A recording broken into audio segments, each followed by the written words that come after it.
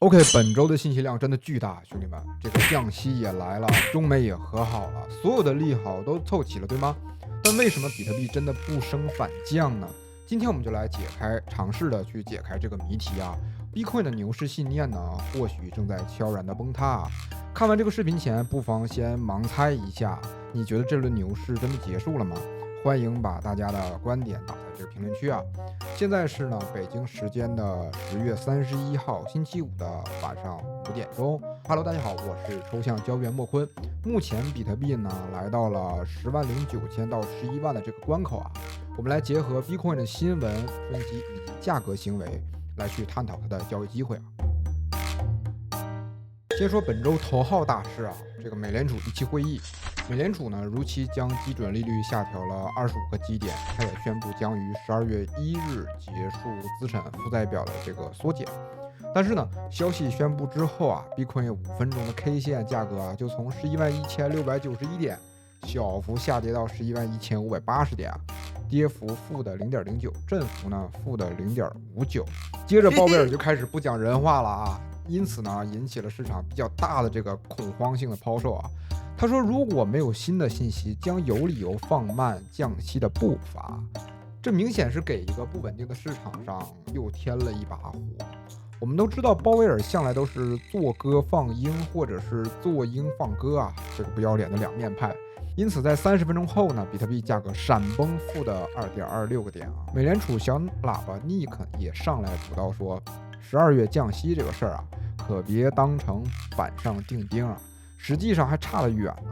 这明显是想把主动权夺回来，对吧？意思是鲍威尔别被牵着鼻子走啊，做非得不得不做的事情，你们懂的啊。要是没有政府数据的情况啊，这反倒能成为谨慎行动的理由。更罕见的是，美联储内部吵翻了。议息会议呢遭遇了鹰鸽双飞，为多年来首次。有人认为应一次性降息50个基点，但是堪萨斯城联储主席施密德则站在鹰派的立场上，反对任何降息举措。大家都知道，美联储呢被拖入两党政治的纷争，共和党呢指责其政策过于倾向民主党，而民主党呢则批评其受特朗普的这个压力的影响。你站在哪一边呢？你觉得应该是该下猛药降息的鸽派呢，还是坚持再看看的鹰派呢？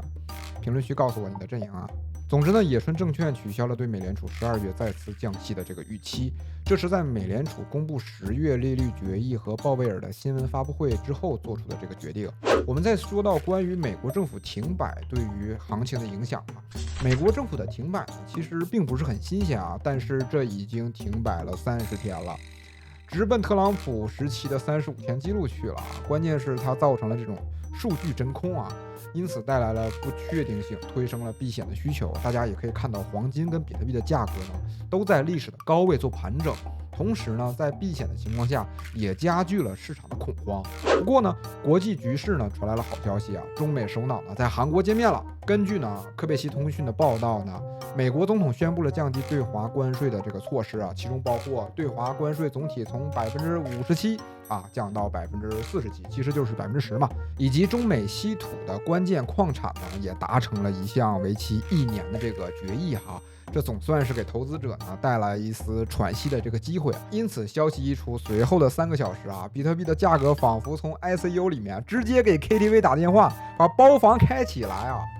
比特币的价格呢瞬间也涨幅了正的2.62%。这虽然呢和币圈其实没什么直接的关系，但宏观贸易的紧张局势的缓和呢，为全球风险情绪提供了一定的支撑，也是当前市场情绪暂时稳住的这个原因之一啊。链上的新闻呢，首先当属100%胜率巨鲸的故事了。这位神秘且持久的男人呢，从10月15日来多空操作，就像是游戏开了外挂，他都能实现这个神奇的盈利，你说气人吗？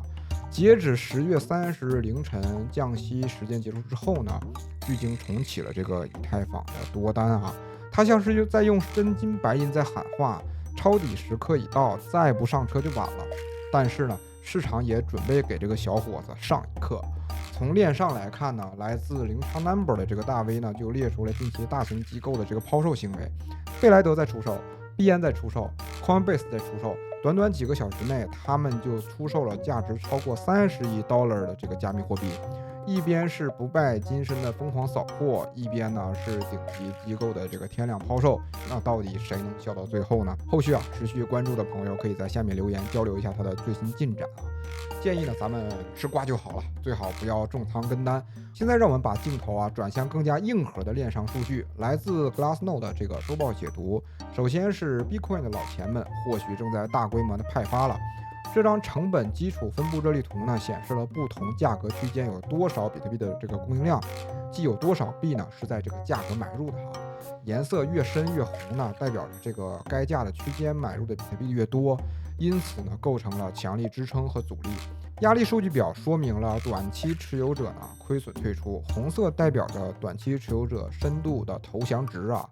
目前呢为负的0.05，代表着他们轻微亏损，这比牛市中期回调的典型范围呢负0.1到0.2要轻，也远未达到深度熊市低点的负0.2以下，说明尚未进入完全投降的阶段。但是如果跌入更深的红色区域，将是恐慌性的抛售。从长期持有者的角度来看，持续抛售将对市场上造成这个结构性的压力长期持有者呢，净持仓的变化呢，已经降至每个月的负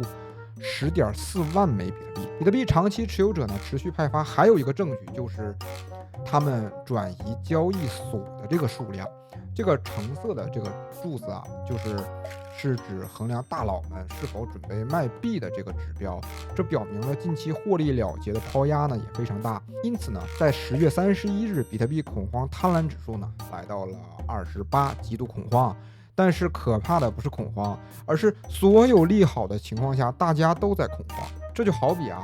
一屋子的人参加派对，音乐放着，酒水端着，零食吃着，结果所有人还在一起抱着瑟瑟发抖，你不觉得有点诡异吗？那么呢，众多币圈大 V 也在 X 上表达了对牛市的担忧比如说鳌鹰资本这个老哥说道，今天呢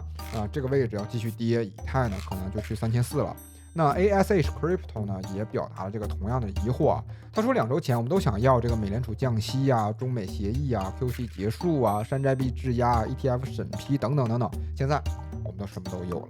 但是呢，为什么价格依然变得更低了呢？这到底发生了什么，对吧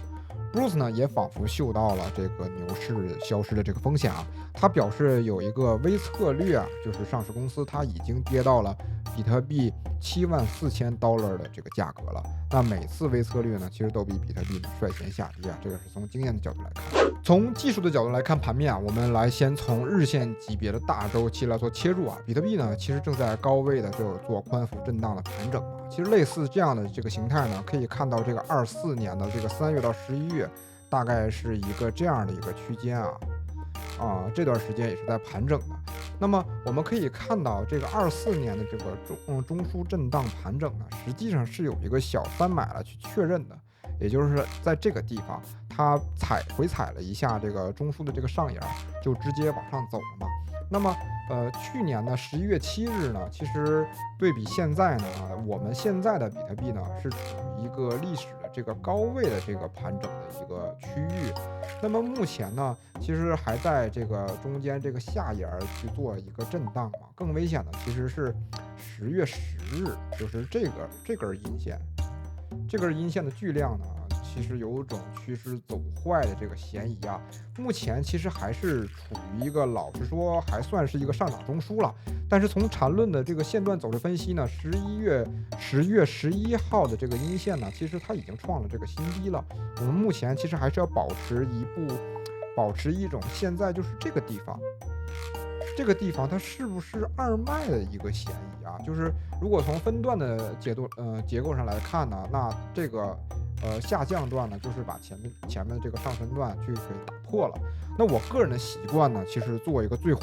一个最坏的打算。如果是牛市还想继续延续呢，那市场必须用一个价格来证明给我看比如说次级别走势走出了一个3买出来，但是现在呢并没有看到，所以说我对风险呢还是保持着这个高度警惕的这个状态。那么我们再来看一下30分钟次级别的这个走势次级别30分钟同样走了一个下跌中枢的这个宽幅震荡大概是在这个位置。这个116000左右到这个113000左右。那么如果你喜欢做网格交易，或者是擅长做这个反趋势交易的话，是吧？你可以在这儿做空，然后在这儿做多，还是挺舒服的一个这么样一个盈利方式哈。那么要想结束本轮这个下跌它至少要在115000左右，也就是在这个位置做一个这个小的300形态我来先画一下先上升一笔，然后下来，这个地方呢一定要支撑住，然后再往上走。那这个地方就非常关键了，就是一个小300了，就是代表着短期的风险呢，那基本上就解除了。那么或者是什么呢？或者是这段下跌，然后上来，在这个地方的时候走一个中枢，然后在这个地方的时候做一个盘背，有2个背驰的这个区间套呢。同时形成了一个新低，那么也能确认这个抄底是一个安全的。那目前来讲呢，我们可以看到一个明显的阻力位，就是在这个115000左右它做了2次这个确认的。那有的朋友来问我，那么现在到底是做多还是做空呢？其实我想，